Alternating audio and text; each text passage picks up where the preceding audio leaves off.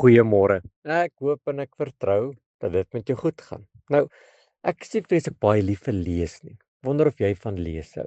Maar ek probeer darm elke jaar om so een of twee goeie boeke te lees. 'n Boek wat my so bietjie inspireer en 'n boek wat my lewe so bietjie kan verander. Nie 'n storieboek nie, 'n boek wat lewens kan verryk. Nou ek het 'n boekrak by die huis vol boeke. Regtig baie goeie boeke. Boeke van elke geur en elke titel en van elke onderwerp. Baie boeke. 'n Hele boekrak vol. Die ander staan sommer op die grond. Die ander lê op die tafel en die ander is op my bedkassie. Nooit sal ek al hierdie boeke kan lees nie. Daar's goedkoop boeke, dun boeke, duur boeke, dik boeke, maar daar's een boek op my rak wat ek probeer soveel keer lees as wat ek kan.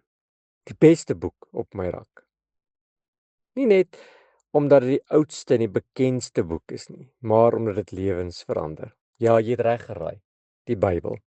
Hebreërs 4 vanaf vers 12 sê dat God se woord is nog steeds lewendig. En hierdie boek is nie 'n storieboek nie. Dis 'n lewendige boek. Dis 'n lig op my pad, sê Psalm 119 vers 105. Dis 'n anker in moeilike tye. Dis 'n handleiding vir die lewe. Dis 'n openbaring van Jesus Christus.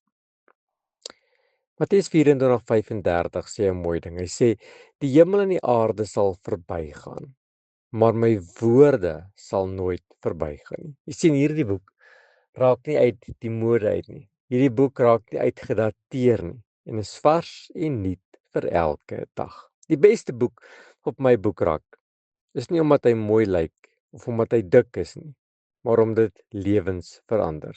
Die Bybel is nie net ink op papier nie. Dis God se stem vir vandag. Wanneer ek moeg is, versterk dit my en wanneer ek verdwaal, lei dit my. En wanneer ek geval het, lig dit my weer op.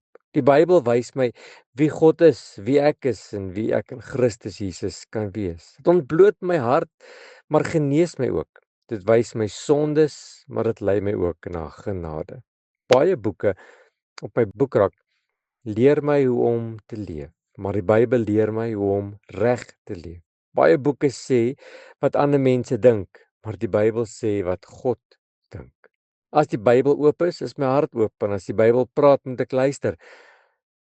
Want in die bladsye vind ek waarheid, vind ek hoop en vind ek ewige lewe. Weet jy van jou nie? As ek lees dan word ek vaak. As ek lees raak ek verveeld. Maar die Bybel is elke bladsy nuut en elke bladsy is 'n goue inspirerende verhaal.